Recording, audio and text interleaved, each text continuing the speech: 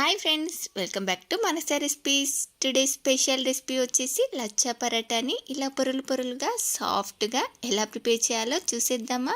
ఈ పరాటా చేయడం చాలా ఈజీయే, కానీ ఈ పరాటా ఇలా పొరులుగా సాఫ్ట్గా రావడానికి కొన్ని టిప్స్ అంటూ ఉంటాయి. ఇది పిండి కలపడం దగ్గర నుండి పరాటా కాల్చేంత వరకు కూడా చిన్న చిన్న టిప్స్ అంటూ ఉంటాయి. వీడియోని స్కిప్ చేయకుండా చివరి వరకు చూసేయండి. మరి ఇప్పుడు లేట్ చేయకుండా ఈ లచ్చా పరాటాని ఇలా సాఫ్ట్గా పొరులుగా ఎలా ప్రిపేర్ చేయాలో చూసేద్దాం. ముందుగా దీన్ని చేసుకోవడానికి ఇలా 1 కప్పు గోధుమ పిండిని తీసుకుంటున్నాను. నేను ఇక్కడ పరాటాని గోధుమ పిండితోనే హెల్దీగా చేస్తున్నాను. మీరు కావాలంటే మైదా పిండిని కూడా యూస్ చేసుకోవచ్చు. గోధుమ పిండితో చేసిన పరాటాలు సాఫ్ట్గా పొరులుగా ఎంత బాగా వచ్చాయో చూసారు కదా.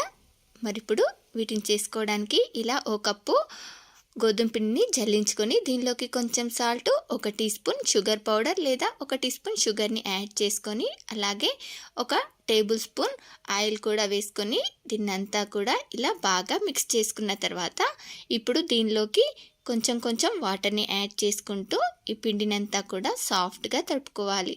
మరి చపాతీ పిండి, పూరీ పిండిలా గట్టిగా కాకుండా పరాటాకి పిండిని సాఫ్ట్గా తడుపుకోవాలి.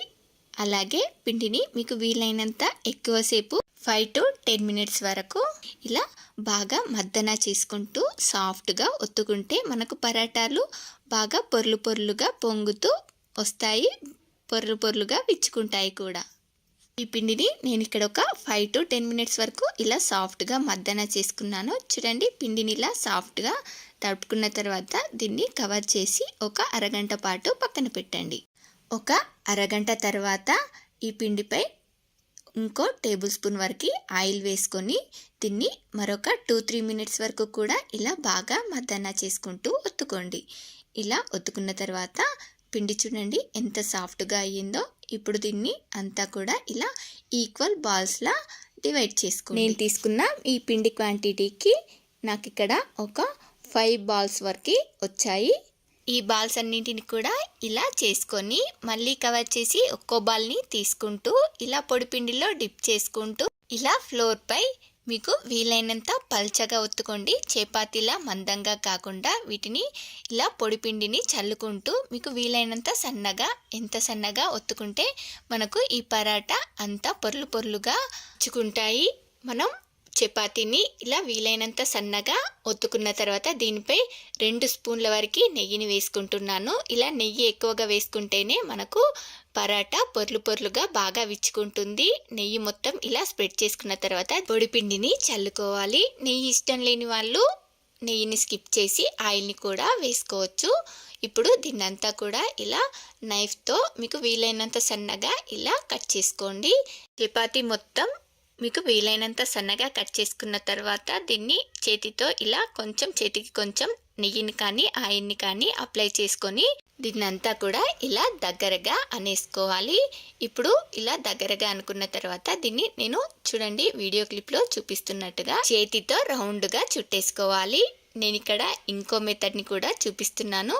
మీకు ఏ మెథడ్ నచ్చితే, ఏది ఈజీగా అనిపిస్తే అలా చేసేసుకోండి. ముందుగా చేసినట్టుగానే మీకు వీలైనంత పల్చగా ఒత్తుకొని నెయ్యి పొడిపిండి అప్లై చేసుకున్న తర్వాత దీన్ని ఇలా వీడియోలో చూపిస్తున్నట్టుగా ఫోల్డ్ చేసుకొని చూడండి, నేను వీడియోలో చూపిస్తున్నట్టుగా ఇలా మధ్యలోకి కట్ చేసుకొని ఇలా రౌండ్గా రోల్ చేసుకోండి. అలాగే మిగతా సగంని కూడా ఇలానే రోల్ చేసేసుకొని వీటిని ఒకదానిపై ఒకటి ఇలా పెట్టేసుకోవాలి. మీకు ఏ మెథడ్లో ఈజీగా అనిపిస్తే, ఏ మెథడ్ నచ్చితే ఆ మెథడ్లో ఇలా చేసేసుకోండి. అన్నింటిని కూడా చేసేసుకున్న తర్వాత ఇలా కొంచెం పొడిపిండిని చల్లుకుంటూ మరి గట్టిగా కాకుండా ఇలా లైట్గా ప్రెస్ చేసుకుంటూ చపాతీలా కొంచెం మందంగా చేసుకొని ఇప్పుడు దీన్ని ఇలా వేడివేడి పెనంపై వేసుకొని 2 వైపులా కూడా బాగా కాల్చుకోవాలి.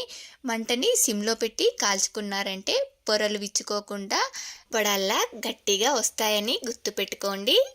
చూడండి, ఇవి ఇలా 2 వైపులా బాగా కాలిన తర్వాత ఇప్పుడు దీనిపై నెయ్యిని కానీ బటర్ని కానీ ఆయిల్ని కానీ మీకు ఏది నచ్చితే దాన్ని యాడ్ చేసుకోండి. నేనైతే ఇక్కడ నెయ్యితో కాల్చుకుంటున్నాను. ఇలా ఓవైపు నెయ్యిని అప్లై చేసిన తర్వాత మరోవైపుకు కూడా తిప్పివేసుకొని చూడండి, ఇలా వీడియోలో చూపిస్తున్నట్టుగా పరాటాని తిప్పుకుంటూ ఇలా ఒత్తుకుంటూ కాల్చుకుంటే పరాటా పొంగుతూ మనకు పొరలు పొరలుగా విచ్చుకుంటుంది. ఇప్పుడు దీనిపై ఇలా మరికొంచెం నెయ్యిని అప్లై చేసుకొని రెండు వైపులా కూడా ఈ పరాటాని ఇలా మంచి రంగులోకి వచ్చే వరకు కాల్చుకోవాలి.